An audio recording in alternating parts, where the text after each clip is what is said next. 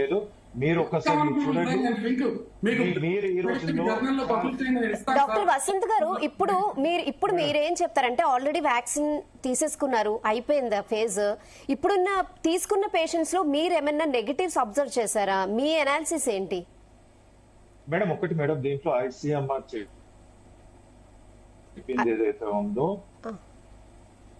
ఇది వాళ్ళ తర్వాత చెప్పడం. ఎక్కడ యూకేలో ఆల్రెడీ థ్రాంబోసైటోపినియా సిండ్రోమ్, దాంతో పాటు థ్రాంబోసిస్ అంటే క్లాట్ ఫామ్ కావడం, థ్రాంబోసైటోపినియా ప్లేట్లెట్స్ పడిపోవడం క్లియర్లీ మెన్షన్ ఫ్రమ్ యూకే అక్కడ ఉన్న సుప్రీం కోర్ట్ నుంచి. 10 కేసులు అక్కడ వేసారు వచ్చింది. సెకండ్ ఈజ్ మయోకార్డైటిస్, హార్ట్ ని డ్యామేజ్ చేస్తుంది కాబట్టి ఇట్ ఈస్ అ ప్రాబ్లమ్.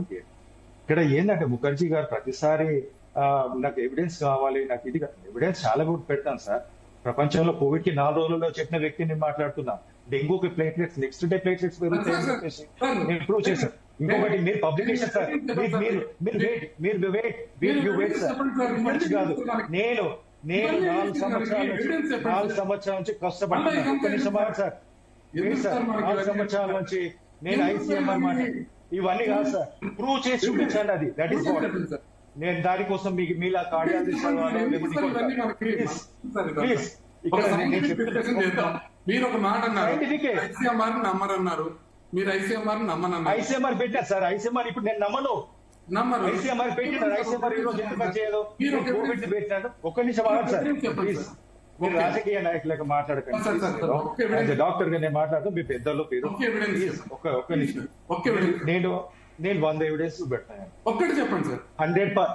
4 రోజుల్లో కోవిడ్ పాజిటివ్ నుంచి నెగిటివ్ నేను 100 ఎవిడెన్స్ చూపిస్తాను. ఐసీఎంఆర్ పెట్టేసి వచ్చిన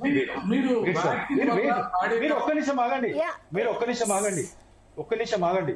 డెంగూకి 78 కేసులు పెట్టేసి వచ్చారు. నెక్స్ట్ డే ప్లేట్లెట్స్ పెరుగుతాయండి. ఎవరు చెప్పలేదు ప్రపంచంలో ఎవరు చెప్పలేదు. డెంగూ కోవిడ్ రెండు వ్యాక్సిన్ మాట్లాడతారు సార్. మీరు ఎందుకు ఆగండి?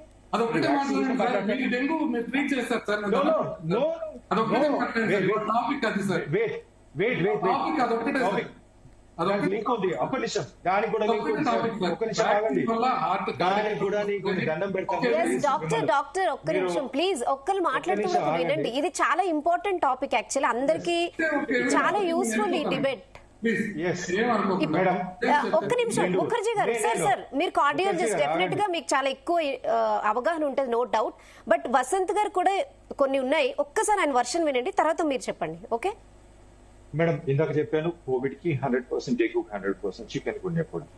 బేసికలీ ఈ వైరస్ తోటి ఈ హార్ట్ అటాక్స్ రావడం జరుగుతుంది. ఎందుకంటే నేను ఇక్కడ డెంగ్యూ, చికెన్ గున్యా, కరోనా వైరస్ కి ఏంటండి రిలేటెడ్? ఏంటి relation? Virus, all virus madam, ప్రతి వైరస్ కూడా మయోకార్డైటిస్. ఆగండి సార్, పెడతా సార్ మిమ్మల్ని. రిజల్ట్ చెప్పండి సార్, ప్లీజ్ సార్. చాలా మంది ప్రజలు చూస్తున్నారు, వెయిట్ చేయండి సార్. ఒక్క నిమిషం, తర్వాత మీరు చెప్పండి సార్, నేను వద్దన్నాను. ఓకే, ఈ వైరస్ అన్ని కూడా మయోకార్డైటిస్ కాజ్ చేస్తుంది మేడం. ప్లస్ కోవిడ్ వ్యాక్సిన్ ఇచ్చారు, దాని ప్రాబ్లం ఆల్రెడీ యూకేలో సుప్రీం కోర్టులో నుంచి అక్కడి నుంచి వచ్చిన తర్వాత మన దగ్గర మాట్లాడారు. ఎక్కడ కూడా ఎవిడెన్స్ అనేది మన దగ్గర చెయ్యదు, రీసెర్చ్ అనేది చాలా తక్కువ ఉంటుంది. But Covid vaccine plus virus అని స్టార్టింగే చెప్పాను. I did not say only the Covid vaccine, స్టార్టింగే చెప్పాను. ఆల్రెడీ డ్యామేజ్ థింగ్స్ అదే. దాంతో ఈ వైరస్ లో ఏదైతే అటాక్ చేసినప్పుడు it will damage the heart again. Heart ని డ్యామేజ్ చేస్తే వైరస్ మేడం, ప్రతి వైరస్ మయోకార్డైటిస్ కాజ్ చేస్తుంది madam. That's why people are dying. People sudden cardiac arrest చనిపోవడానికి కారణం arrhythmias, clots, it is forming in the body. That is the problem. దాని పక్కన పెట్టేసి మనం ఒకటే దాని మీద వ్యాక్సిన్. ఇప్పుడు అక్కడ ఏదో కర్ణాటకలో వ్యాక్సిన్ అని చెప్పేసి దాన్ని బట్టి తీసుకొస్తున్నారు. కానీ వాస్తవానికి కోవిడ్ అనేది వచ్చింది.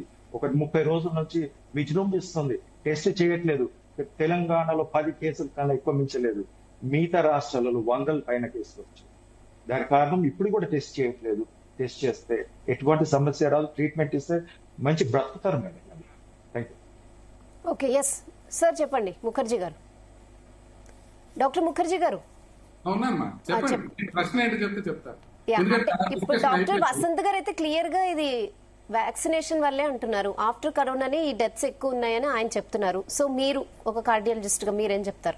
నేను చెప్పడం మీరు చెప్పడం ఇట్లా ఉండదమ్మా. సైన్స్ లో క్లియర్ గా పబ్లిష్డ్ డేటా ఉంటుంది. ఆ డేటా నేను మీ ముందు పెడుతున్నాను. ఈ డేటా కాదు అని అంటే ఓకే, ఏదైనా పర్టికులర్ ఎవిడెన్స్ ఉంటే ఓకే.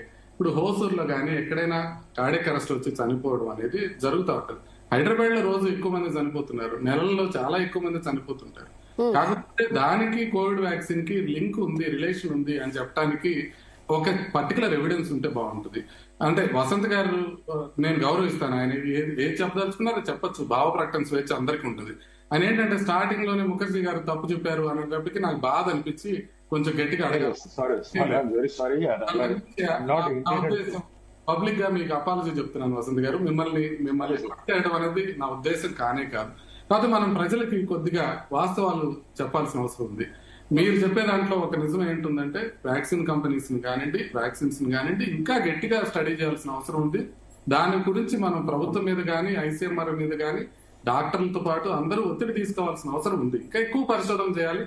ఏదన్నా ఉంటే దాన్ని ఎలా సాల్వ్ చేసుకోవాలి అని మనం దాన్ని ఖచ్చితంగా చేయాలి. కాకపోతే ఇప్పుడు దాకా మనం చూసిన ఎవిడెన్స్ లో అయితే రిటారిక్ తప్పితే క్లియర్ గా వ్యాక్సిన్ వల్లనే మరణాలు సంభవిస్తున్నాయని చెప్పడానికి ఎటువంటి పర్టికులర్ ఆధారాలు లేవు మనకి.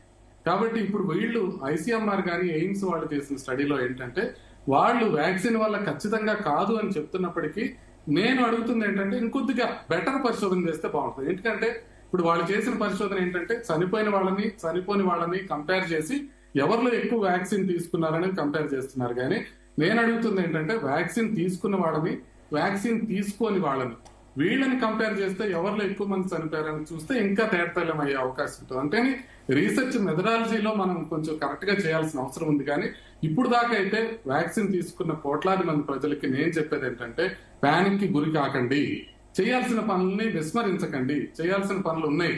ఇప్పుడు కూడా స్మోకింగ్ రేట్స్ పెరుగుతున్నాయి, ఇప్పటికీ బిఎంఐ పెరుగుతుంది. ఇప్పుడే నేను ఒక పేషెంట్ వస్తే నేను చూసి ఇమీడియట్ గా అడిగితే ఏం మా నడవట్లేదు అంటే కోవిడ్ వచ్చిన తర్వాత నుంచి నేను వాకింగ్ చేయట్లేదు, కోవిడ్ వచ్చిన తర్వాత నుంచి నేను చెకప్ చేయించుకోవట్లేదు, కోవిడ్ వచ్చిన తర్వాత నుంచి విపరీతంగా షుగర్స్ పెరగటం, లైఫ్ స్టైల్లో విపరీతమైన మార్పులు వచ్చినాయి, ఫుడ్ డెలివరీ యాప్స్ విపరీతంగా అందుబాటులోకి వచ్చినాయి, మనకి విపరీతంగా ఫుడ్ తీసుకోవడం, వ్యాయామం తగ్గిపోవడం, స్మోకింగ్ లాంటి వాటితో పాటుగా వేపింగ్ లాంటి వ్యసనాలు కూడా యువత గురి కావడం చాలా ఇంపార్టెంట్ విషయం. మనం మర్చిపోతున్నాం.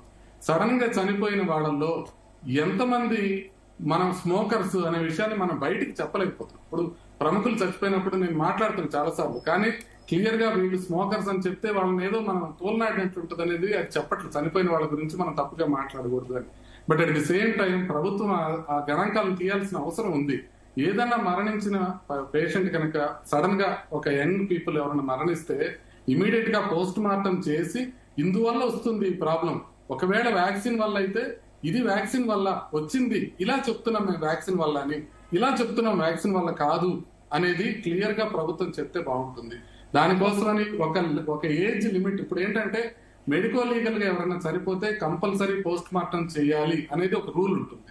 అదేవిధంగా యంగ్ పీపుల్ లో అంటే less than 30 years, less than 40 years చనిపోయిన వాళ్ళు ఉంటే ఖచ్చితంగా పోస్ట్ మార్టం చేసి దాని కారణం బయట పెట్టాలనే ఒక లా తీసుకొస్తే బాగుంటుంది. ఎందుకంటే ఆ కారణం తెలిస్తే మిగతా వాళ్ళు భయపడకుండా ఉంటారు. ఫర్ ఎగ్జాంపుల్ మీకు ఒక చిన్న ఎగ్జాంపుల్ చెప్తాను. విడిషా అనేది ఎంపీలో డాన్స్ వేస్తే ఒక అమ్మాయి చనిపోయింది. అంటే ఆ వయసులో యంగ్ లేడీ అంటే 23 ఏళ్ల అమ్మాయి డాన్స్ వేస్తే సడన్ గా ముందుకు పడి చనిపోయింది. చూడగానే అసలు మనకి అంటే మనసంతా కలిసి వేస్తుంది అన్నమాట, అలా పడిపోయింది. చూస్తే మనకి తెలిసింది ఏంటి అని అంటే ఆ అమ్మాయికి ఒక 12 ఏళ్ల బ్రదర్ ఉన్నాడు. ఆ బ్రదర్ కూడా ఒక ఫ్యూ ఇయర్స్ ముందు సడన్ గా చనిపోయినాడు. అంటే ఫ్యామిలీలో సడన్ కార్డియక్ డెత్స్ నడుస్తున్న వాళ్ళని వాళ్ళు కరెక్ట్ గా మనం డయాగ్నోస్ చేసి మనం ట్రీట్ చేసుకోలేకపోతే మనం ఇంకా ముందు ఎందుకు పరిశోధన చేయటం అని. ఒకవేళ సడన్ గా ఎవరైనా చనిపోతే వాళ్ళ రిలేటివ్స్ ని కూడా కంప్లీట్ గా పరీక్ష చేయాలి, చేసి ఏదైనా జెనెటిక్ ఫ్యాక్టర్స్ ఉన్నాయో లేదో చూడాలి. చనిపోయిన వాళ్ళని మనం పోస్ట్ మార్టం చేసి కారణం కనిపెట్టాలి. వ్యాక్సిన్ కంపెనీలని ఖచ్చితంగా వెనకేసుకు రాకూడదు. But at the same time మనం రీసెర్చ్ ప్రాపర్ గా జరగాలంటే మనం ఇప్పుడు దాకా ఉన్న ఎవిడెన్స్ ఏంటనేది మనం క్లియర్ గా ఒప్పుకోవాలి. ఏది ఎవిడెన్స్ లేదనే విషయాన్ని క్లియర్ గా రావాలి. అప్పుడే మనం వాళ్ళ మీద ఒత్తిడి తీసుకురాగలుగుతాం. అంతే తప్ప మనం అంటే లాట్ ఆఫ్ థింగ్స్ మనం వరుసగా మాట్లాడతా దానికి ఎవిడెన్స్ మనం సరిగ్గా చూపించలేకపోతే మనం సరిగ్గా పరిశోధన చేసే విధంగా ప్రభుత్వాన్ని మనం ఒత్తిడి చేయలేకపోతాం. అదే నా బాధ. అంతేగాని వసంత్ గారిని తప్పు పట్టాలని కానీ లేకపోతే రిటోరిక్ గా నేను మళ్ళీ మళ్ళీ కావాలని అడిగాను నా పాయింట్ చేయడానికి. అది పొరపాటు. రియల్లీ సారీ వసంత్ గారు. యా డాక్టర్ ముఖర్జీ గారు, మీరు చెప్పారు అంటే లేడీస్ చాలా తక్కువ మంది చనిపోతున్నారు, సో అది కూడా ఒక రీజన్ గా చెప్పొచ్చు వ్యాక్సిన్ కాదు అని. Like recently Shefali death 42 years లో చనిపోయింది ఆమె. సో మీరు కార్డియాలజిస్ట్, ఆమె కూడా హార్ట్ అటాక్ తో అన్నారు. సో ఆ కేసు మీకు తెలుసా, మీరు చూసారా? అంటే నేను ఉన్న విషయాలు చెప్తాను. షఫాలి గారి విషయంలో కొన్ని విషయాలు మనం తెలుసుకోవాలి. ఒకటి, ఆవిడ ఎక్స్ట్రీమ్ డైట్స్ లో ఉన్నారు. దాంతో పాటుగా ఆవిడ స్కిన్ బ్రైటనింగ్ కోసం కొన్ని సప్లిమెంట్స్ తీసుకుంటా ఉన్నారు. ఇవి రెండు కాకుండా